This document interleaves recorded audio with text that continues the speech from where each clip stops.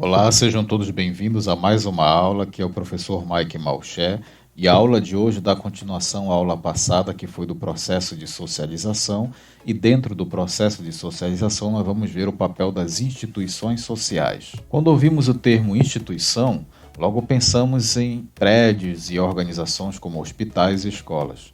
Ao falar de instituição social, no sentido sociológico, não nos referimos necessariamente a uma entidade física, mas a uma forma de controle social. Assim, a família, a economia, a linguagem e mesmo os hospitais e escolas podem ser instituições sociais.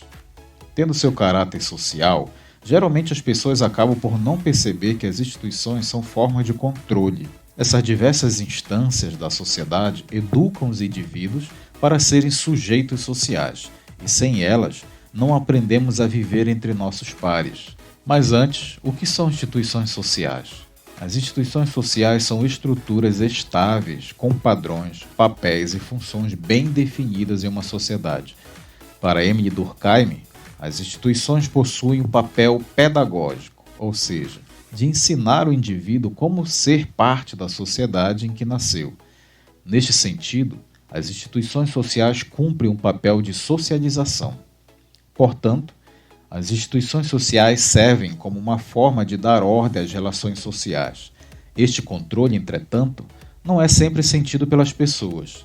Ter uma família, uma escola, uma igreja são todas coisas que são consideradas naturais pelo sujeito em uma sociedade. Conforme Peter Berger, a linguagem é uma instituição social mais primária. Quais são as características das instituições sociais? Para entender melhor o que são as instituições sociais, é possível elencar algumas das suas características principais e como elas funcionam. Todas elas estão relacionadas com as construções de um padrão de conduta dos indivíduos que fazem parte da sociedade. A primeira característica é a superação do indivíduo, ou seja, as instituições sociais são feitas de indivíduos. Se todas as pessoas que compõem uma escola pararem de frequentá-la, consequentemente, ela irá desaparecer. Entretanto, se um único indivíduo ou poucos interromperem a ida à escola, não fará com que ela suma. Uma instituição social é, portanto, maior que uma pessoa. Nesse caso, ela supera o indivíduo. Coerção. Esse termo se refere ao caráter punitivo da sociedade, quando o indivíduo foge dos padrões de controle social. Enquanto uma pessoa continuar seguindo as regras sociais, ela não sente a força desse controle. Por sua vez, ela vai sentir esse poder quando fizer algo de errado para a sociedade e ser punida em função disso. Terceiro, autoridade moral. Além da coerção, as instituições sociais oferecem um sentimento de dever moral cumprido quando se segue suas regras. Assim, os indivíduos não se sentem apenas reprimidos quando se desviam, mas também podem experimentar culpa, vergonha ou desonra. E a historicidade, as instituições existem antes do indivíduo nascer. O indivíduo nasce, encontra a sociedade pronta e continuarão existindo mesmo após a sua morte. Portanto, possuem uma história. Consequentemente, elas sofrem mudanças e se alteram ao longo do tempo, mas conseguem ser reinventadas e se adequar às transformações.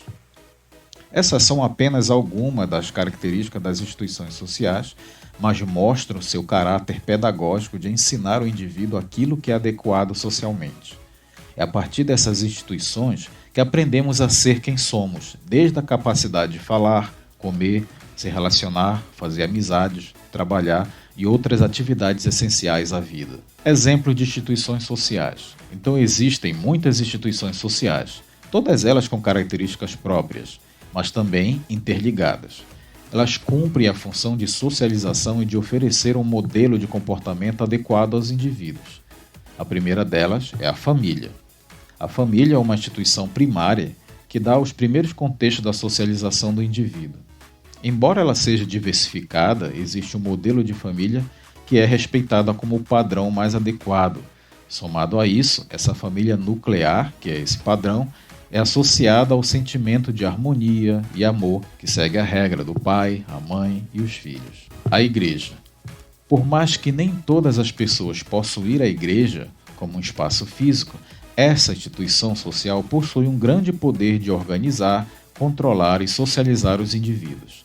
Assim, por mais que um sujeito não seja cristão, a Igreja exerce uma autonomia moral sobre ele na forma de valores como o pecado, as boas ações e a caridade. A escola. A instituição escolar, como conhecemos, é uma invenção moderna e tem como um de seus principais objetivos a disciplina para aprender a pensar racionalmente. Ainda, ela faz com que o indivíduo da mesma faixa etária conviva por muitos anos de maneira próxima. Entretanto, a escola tem sofrido diversas transformações ao longo dos anos, tendo o avanço das tecnologias de comunicação e as redes sociais como um marco. O trabalho está presente em toda a história humana, todavia, a forma como conhecemos atualmente é bastante específica. O próprio horário de expediente e a jornada de trabalho de 8 horas por dia organiza a vida coletiva em um começo, meio e fim. Cada emprego possui uma forma adequada de postura e sociabilidade, fazendo com que os indivíduos se socializem diferencialmente. E o Estado é um conceito amplo na sociologia, significando desde o território de uma nação até as suas forças militares.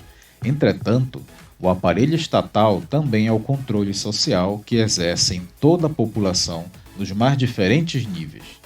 Por exemplo, para ser um cidadão pleno, é necessário estar com os documentos regulamentados e votar nas eleições. Entretanto, o Estado, de todas as outras instituições citadas acima, é que possui maior poder de controle. Então, por hoje ficamos por aqui e até a próxima aula.